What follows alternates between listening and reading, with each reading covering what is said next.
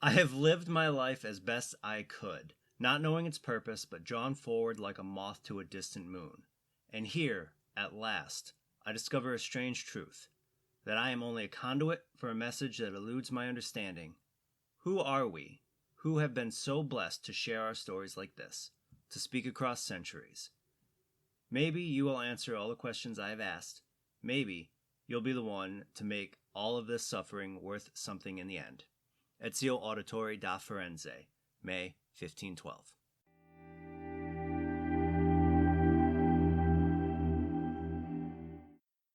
Hello, I'm Andrew, and I want to welcome you to Visions of the Past, a podcast all about the lore of Assassin's Creed. This is episode 83, and today we're going to have a little conversation about the future of the series. But we're not going to have this conversation alone. Today, we're joined by someone that I've known a long time, and one recognized by Ubisoft for posting on Reddit a workaround for the Avenge quests. You may know him as the Elf. Hello, everyone. So, when we talk about the future of the series, we kind of have three main pillars that we know of right now. We have the upcoming year of guaranteed content for Valhalla. We have the Transmedia properties that have been talked about. And we have the, well, for lack of a better term, the quote-unquote live service that is supposedly Assassin's Creed Infinity. Without any further ado, let's go ahead and start straight away with what we know is coming within Assassin's Creed Valhalla. First and foremost, we have the second DLC coming in Siege of Paris. It's confirmed for the fall, but we don't have a date, right? Yeah, they've been bouncing back and forth a lot between late summer. There's been COVID delays. There's been a few other things, but I imagine we probably should see it here within a couple months, and we can dive right into that and see what it's really going to bring. What we do know is it'll take place right around 885 in the Seine River Valley, which at the time was part of the Kingdom of the West Franks. It's confirmed that we're going to see Charles the Fat, and I'm hopeful to see Rollo. He was one of my favorite Vikings in the game.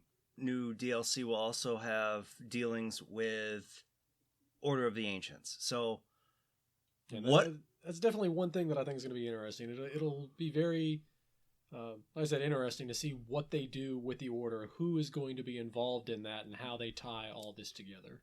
Yeah, and that's going to be the big question: is how is it all going to tie together? Will we see? I'm expecting to see Hatham because, the Order of the Ancients, and he was the one who really started the Wrath of the Druids by introducing us to the traitor Azar.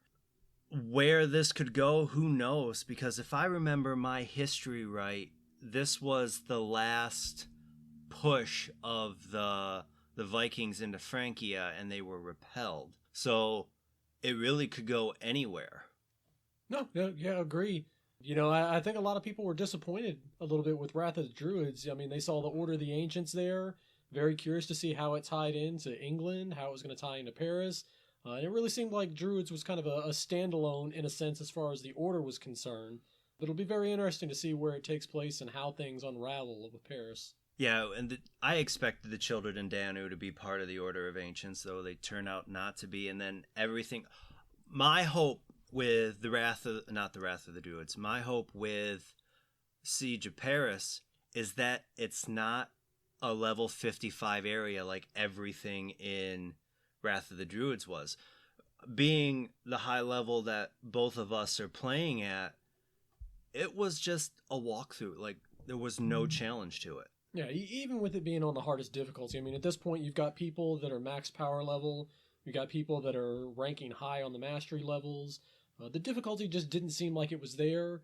Quite frankly, it felt like the story with Druids was a little bit shorter as well. I know a lot of people like to rush through things. Some people like to take their time. But even taking their time, it just felt like it was over so quick. And it didn't feel like there was a lot of replay value with France. With Ireland? Yeah, with Ireland. So, we were kind of left hanging out there. But then we got the mastery challenges. And that really helped unravel a little more of the story, and we got to see a little bit with Apple of Eden and kind of some other things that are going to be happening. So we think we're going to have some tie-ins there in the future as well. Did you ever play Unity? Okay, so Unity, of course, took place during the French Revolution. The DLC had an Apple of Eden at the very end of it, and I wonder if Eivor's trip to Paris will end up tying into that apple. And I believe so. I know a lot of people, they've heard a little bit about Odin's illusionary runes, and we think there's definitely a tie in there between the apple, what's coming in the future, and what's going to lie behind each of those illusionary runes, with the 6 in England, the 3 in Ireland, and seeing how all 9 of those tie together.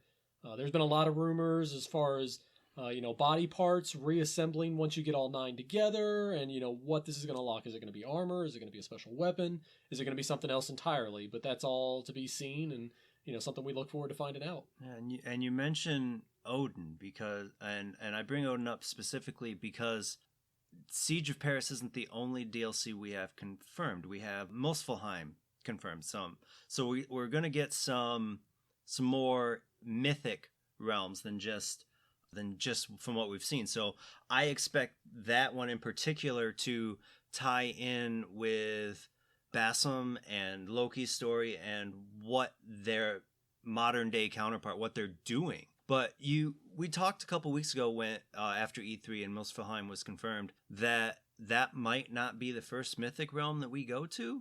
Yeah, there's been a lot of back and forth talking that's possibly going to be the 4th DLC with what's going to happen in the 3rd DLC leading up to that point.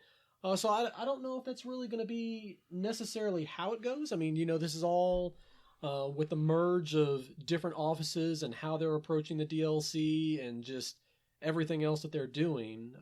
It may be an end game, so to speak, or with the work with what we're probably going to be talking about, they may be extending support and content, and we may see more than we think we're going to see.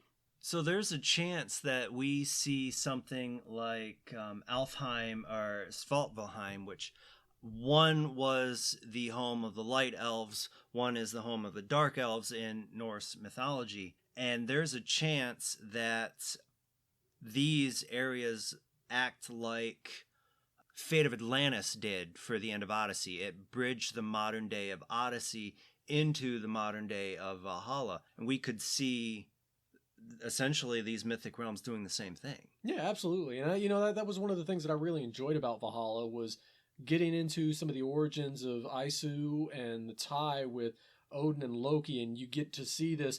You start off at the beginning not realizing it, and towards the end you start getting closer and closer and closer, and these 2 points converging.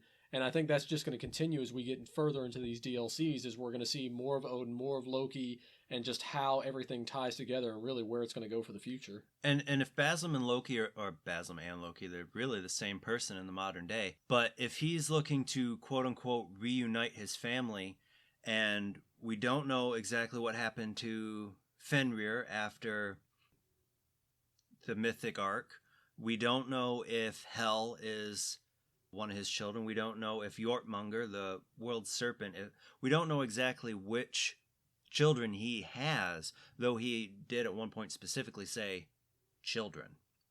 So from an aspect of just Valhalla and a story point, what we know we're going to be getting is interesting, especially after the spectral analysis of that little snippet from E3 had Loki saying, "Mad One, what have you done?" Yeah. When they looked at the gate and the phrasing around the gate, it really opened up into kind of giving some insight as to where this DLC was going to go. Of course, like I said, we don't know if this is really going to be one of the next DLCs that we see after Paris, or if it's just kind of, like I said, an end game, and hey, this is where you're going to get in another year. So we've still got a long wait to go.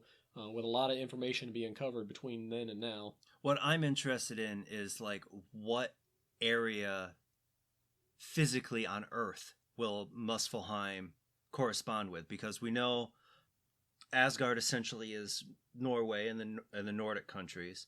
Jotunheim is North America because of the location of the vault being having the area and the things within it showing basically things that would have only been in the Grand Temple in New York.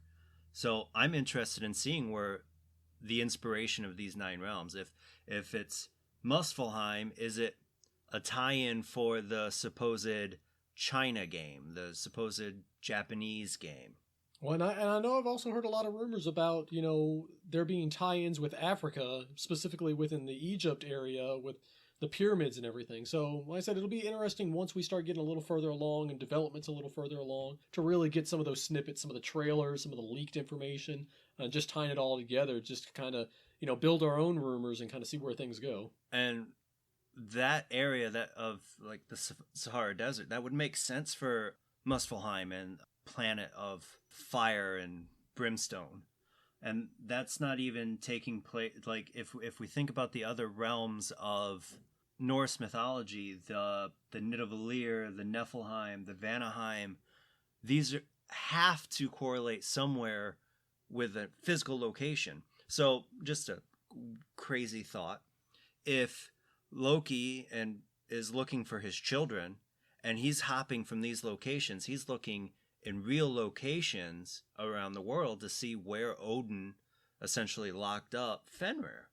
So it could go very interesting way. And you mentioned, you brought up a point about the leaks. There, of course, have been river raids leaked with from data mining from, I believe it was the French YouTuber Jonathan. Yeah, Jonathan has definitely been one that's been finding out a lot of information, and that's where we got the whole tie-in with Castlevania possibly being 9 body parts, get them all together, and then something takes place, and that's something that we just don't know about. But we kind of want to see where that's going to happen and what other things are going to be uncovered via the data mining. And speaking of the data mining, we've seen, I think, 2 new river raids, two in Ireland, including Irish enemies. There's one, I believe it's the Rhine, so possibly one with Siege of Paris enemies. There is the possibility that we see a return of the Zealots that would eventually lead into Lug's spear and champion quests, and possibly even tying into the podcast I did last week on the Spears of Eden on Gabe Balag. And we have an interesting updates that are coming from at least a gameplay weapon standpoint. Oh, absolutely. And I mean, I love the idea of the Zealots coming back because, a lot of times you dive into a game, you're playing it and you're like, oh yeah, I'm going to go to one of the hardest areas and I'm just going to tackle it and, I'll make my way through it. I don't care what the recommended difficulty is. The first time I came across a Zealot in Valhalla, it was just comical because I was like, oh yeah, look, there's this big guy. I'm going to take him down and we'll be done with this in no time. And not even making a scratch, got stomped, reloaded the save, tried again, got stomped, reloaded the save, tried again, got stomped. So I like the idea. I just hope the difficulty is there like we've seen with some of the other Zealots, possibly some new counter maneuvers by them. A lot of people rely on the throwback ability. I just kind of hope that there can be like this back and forth throwing contest, so to speak. Oh, that would be just neat. To counter. But I love the idea of the Zealots coming, throwing a little more harder enemies in there because, like I said, once you get that higher level, it's just a lot of stuff you feel like you can walk over in no time. Especially with the river raids, it felt, even like right when they released, they felt too easy. Well, the copy and paste locations aside, it just felt too easy. And I quickly was like, yep, done with that. Yeah, I mean, I know it was advertised initially. There's going to be a lot of replayability. And yes, you can replay it. There's a lot of small chests in there that are good for, picking up ore and leather if you're trying to upgrade some of your equipment. But it got very tedious, very quick, and there just wasn't a whole lot of reward for the effort put into it.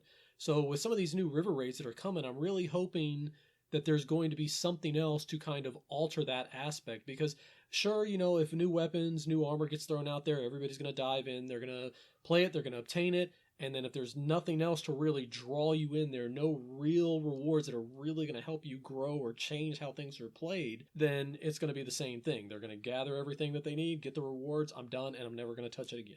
Yep. And that's kind of a question with the mastery challenges, which there's rumors for new mastery challenges, which, to be honest, if they're extending the life of the game another year, I would expect new mastery challenges. There's those 3 shrines that are right next to each other. For the life of me, I'm forgetting where they're at. Yeah, I can't remember the location, but I know we had a screenshot. We had saw them. I am kind of thinking that we are going to see some more mastery challenges just because of how the mastery challenge DLC ended, with needing more time. That maybe it's possibly going to reveal some more shrines. You got to do some additional things, get a few more mastery challenges complete, and then that's really going to unlock the potential with the Apple of Eden to then get us further, whether that's towards Odin's illusionary runes or towards further in the story. I think there's a lot more there to be seen, and I think a lot of folks hoped that when that ended, that there was a little more resolution to the entire thing rather than this cliffhanger that we now have to wait for additional DLC for. So do you feel like the Mastery Challenge story is a prelude to the Siege of Paris story? I think there's definitely going to be some tie-ins there. I don't think it's like, I say Wrath of the Druids to where there's not really tie-in to the main story. It's its separate kind of arc, but I do feel that there's going to be a tie-in here, especially with any sort of free DLC. It's a perfect opportunity to expand your content and then tie it into something else. So I really do think there's going to be some more stuff there. Yeah, that's something familiar. I believe Odyssey did that when they released Fate of the Leonist. You had a legacy, Lost Tales of Greece lead into the DLC. And that brings us really to one more thing that I would expect from Valhalla based on what we know. I mean, really, Eivor could go anywhere because as long as she ends up in North America before her death, who knows when that was, she could go anywhere, really. But yeah, and that's one of the things that's kind of interesting. A lot of people have tried tying that together between Layla's laptop and trying to figure out how did she end up where she is now. And we know the end result, but it's all the story building up to it and how we get there. Sometimes the journey's half the fun. Oh yeah, absolutely. But we've seen we expect and seen through some leaks that we will get at least one more festival. I think it's the Sigerblatt, and that's apparently a festival based on sacrifice for victory. So that will lead to some interesting things because, like, when we got the festivals the first time, we expected them just to be on the calendar wheel. Yule, Ostara. I think the summer one is Lumara or Lunara, something like that. So I thought we'd get Midsummer. Yeah, I think a lot of people were, and once again, I don't know if COVID played a factor in delaying some stuff with, folks having to work from home and, other difficulties that kicked up. But I think the release schedule definitely got hindered a little bit because of COVID. Oh, yeah, absolutely. But, we just know there's more content coming out. I think the thing that'll be interesting to see with the festivals is they planned for this repeat cycle, but when the year repeats around, are we going to see something different when Yule rolls around for the first time? Are we going to see, new content, or is it going to be hey, sorry you missed last year, here's the same content all over again, which I really hope they don't do. I kind of feel like that's a little bit of lazy development, especially considering they gave the Godly Reward Pack out, so everybody got all the Yule content just about anyway. So I hope they really bring some new stuff when they bring that Yule Festival around again, or whatever they bring around. See, I could see the same missions because of how broke they were, but different things in the shop. Yeah, is kind of really where I could see, and that's really all we know and can even begin to speculate for Valhalla. But that's not where the series is going to end. The series isn't going to rest on Valhalla for until 2024, however long it's going to take. The transition will also include Transmedia, and we're talking about books and the upcoming Netflix show, the Netflix anime. But really, they're going to break down the content into 3 different categories. Before, they just pushed out the game novels and a couple comic books, and now they're really starting to develop it into 3 categories. There's the classics, which we've seen handfuls over and over again, which are direct adaptations of the video games. There's chronicles, which are stories featuring returning assassins, which we're seeing now with some of the stories about Xiao Yun. And then there's originals, which are new protagonists and new time periods, like the audiobook Assassin's Creed Gold. But what we know is coming first is Fragments, which is a trilogy of novels, currently French novels, published by 404 Editions. And that's going to be interesting considering that the overview of this trilogy has been that the only creative input they were given was that the project was to take 3 writers, 3 different settings, and focus on young adult tropes like siblings and how it can be affected within Assassin's Creed.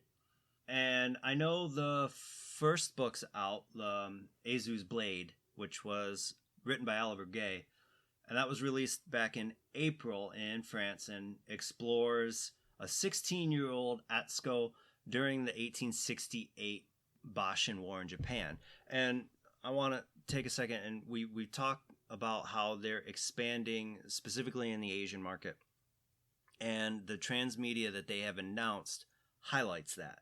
This is one of those time periods in Japanese history that you wouldn't expect a video game to go to. So there really isn't much we can say about that one, especially since it's already out. I would expect that to be in English probably by the end of the year. That's kind of how the French comics worked. It took about 6 months for a translation. The second book, Children's of the Highlands by Elaine T. Pursgear, and it sets during 13th century Scotland. That's due out in France in September. And then the final book is by Adrian Thomas, The Witches of the Land, in 17th century during the French witch trials, which is due out sometime next year. I mentioned Ming Storm, written by Lan Yeshing. This is actually a trilogy of books, and that's due actually, the first one was released in June, on June 1st. And there's a new audiobook based on this one called Turbulence in the Ming Dynasty. And based on... Did you ever listen to Assassin's Creed Gold? I did not. That was interesting. That was about 4.5 hours of the 1696 Great Recoinage in England. And that was... If you get a time to listen to it, listen to it. Definitely need to. And that brings us to really 2 more things that I want to mention with the Transmedia. There is the Jade Seal Collection, which is a 10-novel series or short story, depending on what source you look at. And that is meant to explore Chinese history from the 4th to 17th centuries. So I want to mention that specifically because the 4th to 17th centuries is a long time. And if they're writing a big series covering that, what is the chance that we get any of that time period in a game? Oh, I'm sure there will be. They're going to take every opportunity they can to bring some tie-ins, let you see something in a game, and then, wait a second, you have that reference back to something you've already read or something that you're now going to read, just to see what kind of correlations you have between the two and to see if there's any, lore or anything you can pull out of them just to bring them all together. And speaking of things like that, there's the Netflix TV show that we know so little about. But I think there's a lot within that Netflix show that can be learned from the movie. Have you seen the movie? No? Not yet. Well, you don't miss a lot. It's not really that great of a movie. And the lore is choppy at best. I will have to do a podcast on either Aguilar or Column. It's interesting to say the least, and the acting can be eccentric. Yeah, but it's all something to try and satisfy the fans. I mean, that's the main thing. Yeah, I mean, it could have been worse. Could have been much worse. And then there's the anime that we also don't know anything about, and we don't know when they're coming. That's really what we know about Transmedia, and the Transmedia can go anywhere across human history. So there's no point in even trying to speculate on authors or locations or where they could be going. The one thing that we do need to talk about, and this is going to be the last thing that we talk about, is the upcoming Assassin's Creed Infinity. And right now, all we really know is that it's a live service game that they plan on servicing for a long period of time. I read that GTA 5 Online and Fortnite were kind of inspirations. Yeah, and I think the idea behind it is to bring you content and bring you a lot of content quickly. I know when it was first announced, there was a lot of fans on the Discord, Twitter that were very vocal, and that their dislike, they felt like it was pulling away from Assassin's Creed and where it started. But even with Valhalla, I know there were a lot of people that felt like we really, from when we played AC1 and AC2, that things were very different than where they are now. And I feel like people want to get back to the roots. So when they heard this, they're thinking, oh, they're going to go towards a GTA 5 route. Like, it's going to be GTA 5 except just Assassin's Creed based. But they have specifically said that there's still going to be a lot of single player stuff. The lore is still going to be there, but they just want to be able to bring you more content. And I'm very curious to see how they're going to tie this in kind of a live service era. You know, are they going to focus more on multiplayer, or is it just going to be bringing you content with various stories, various timelines? There's still a lot to see. And that's the thing about the term live service. Most people, when they think live service, they think Fortnite and GTA. That's all multiplayer, and it's just, here's some microtransactions, buy them. But we live in an era of AC live service as it is. If AC wasn't a live service, we wouldn't be getting DLC. We wouldn't be getting free updates to Valhalla. Valhalla is essentially a live service game. But there are some ideas with Infinity that could be interesting. And this is an idea I've been throwing back and forth for about a week now. Probably 6 years ago, Halo had an app called Halo Waypoint. And that was essentially a hub, which was a key term they used, a hub for Assassin's Creed. But Halo Waypoint was a hub for essentially all things Halo. You had lore articles, you had extra videos, the live action mini movie series thing was there, and you could launch any of the games from that app. Yeah, the main thing is just tying the content together, bringing fans from the very first release all the way to the current release, people that are new to the series, just tying it all together and trying to appease all the fans that are out there. And you're going to have to be honest. We're not going to... I say we like we're part of Ubisoft. We're not. But as a fan base, you can't expect everyone to be happy all the time. Look at how divisive Odyssey was, how divisive Valhalla's been. And as much as Valhalla's done for the series, it has been divisive. Oh, absolutely. I mean, you get folks that try and compare Odyssey and Origins, and some of them love Odyssey, they hate Origins, or you get vice versa. Yep. And Valhalla was no different. There's some that love it and some that hate it. It's a difference in the series, but once again, as a true fan, you know, you're trying to get as much info as you can, see how everything ties together, and really understand as much as you can about it. We're so early in this point that the only things that we can really take out of the announcement of Infinity has been leadership. And, well, I made my stance very clear last week on the leadership. But that aside, they could make this a game that you explore the life of Cassandra. From the Peloponnesian War up to when she gives the staff to Layla. That's 2,500 years, and you can go anywhere across the world. So it's just a matter of hurry up and wait. Yeah, I mean, that's basically all we can do, because, you know, it's not like we're going to see leaks, you know, or anything as it's approaching release, because it's not coming this year, it's not coming next year. We're going to have a few years to wait. So I'm sure within maybe another 6 months, we may see a little more information, a little more, and we just have to let time go and see what we get as that time passes. So you're right. They said at earliest we probably wouldn't see it until 2024, right? Absolutely. So that's 3 years away. One question I have for you is, do you think we'll see another full-scale Assassin's Creed release before Infinity? You know, there's been a lot of people that thought we would. You know, there's been this trend of every other year they release. So they do, you know, a release, and then they do 1 year of support with DLC content, and then another release. Like I said, I think this is another case where COVID really shook things up, and they didn't want to start a game from the ground up. So I think, you know, we've already seen it with Valhalla. They only planned for 2 DLCs with Valhalla.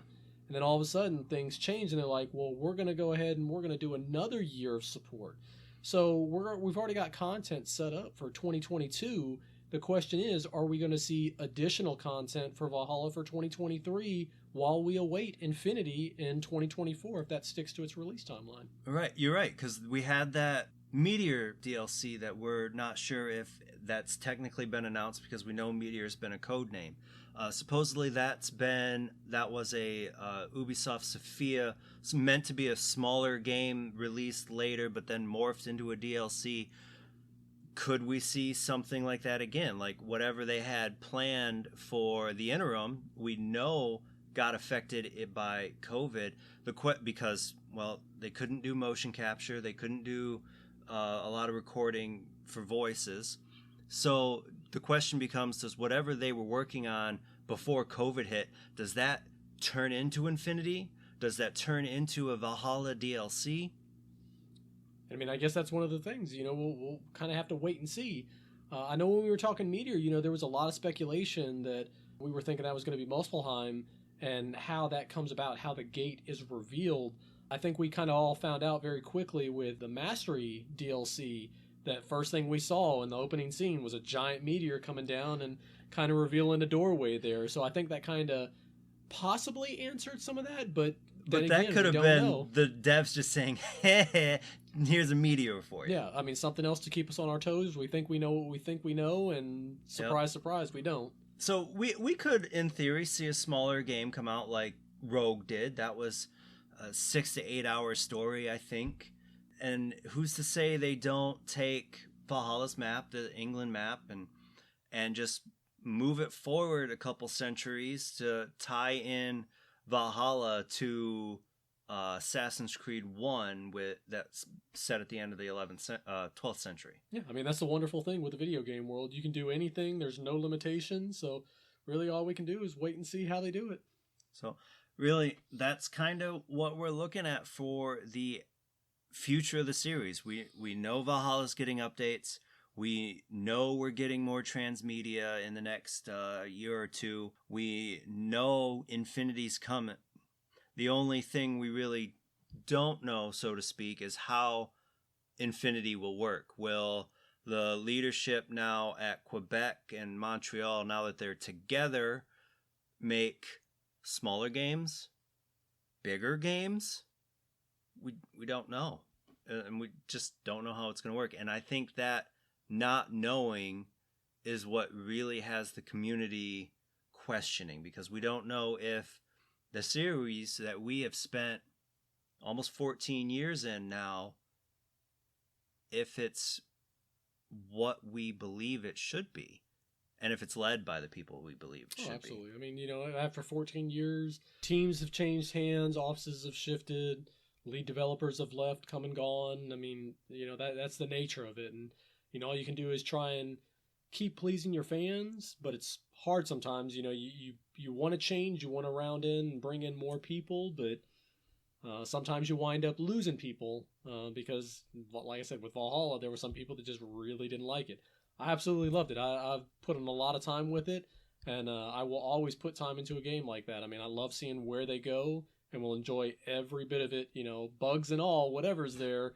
We get through it, we live and learn, and the main thing is, constructive feedback for the development team. You can't, scream at them all day and expect them to just magically fix something. You got to help them out so they can help you out and make it better for the overall community. Yeah, and that's really all we can do is we can voice our opinion, tell them exactly what we think, and we just go from there. And the biggest way you're going to get a company like Ubisoft to listen is to vote with your wallet. Don't buy the content if you don't believe in what they're doing or what they're making. It goes into Watch Dogs and Far Cry 2. If you don't believe in the company, don't spend your money on it. Plain and simple. But if you're going to enjoy it or you want to give it a try, spend it. You don't have to pay for the microtransactions. The only quote-unquote microtransactions I've bought was the DLC. Yeah, and that's it. That's the main thing. That's the one thing that I do kind of like is, a lot of people, they're like, oh, look, the ISU gear set's out. There's all these other sets that are out. I really want them. Well, they've got Retta that they've brought back. And guess what? every day, every week, there's refreshes and there's items from that Helix store. So if you save up your opal, you can get exactly what you want without spending on those microtransactions. But it's the folks that are impatient that really want it. They're the ones spending. So Yep. you're not forced to buy any sort of microtransactions. You get the opportunity. It just requires a little bit of patience on your end and a little bit of dedication, checking every day to see what you want and if it's there. And that, believe it or not, comes down to life in general. You either have more time than money or more money than time. Yep. As much as I hate to say it, I think we're going to end the podcast here because we covered a lot of stuff today. But the real question is, what do you think is the future of the series? Where do you think that is going to head? You can always let me know on Twitter at visions_AC.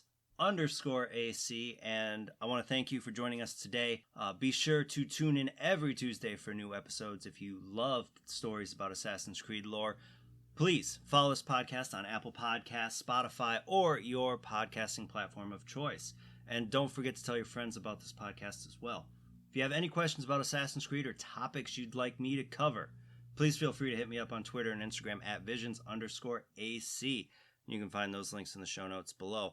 Before we head out for the final little bit, where can they reach you if they want to say hello and ask questions of you and your thoughts on Assassin's Creed? Well, I'm always on the Assassin's Creed Discord, so if you know the Assassin's Creed Discord, I'm there. I'm also on Jor Raptor's Discord and a few others, so feel free to get me out there.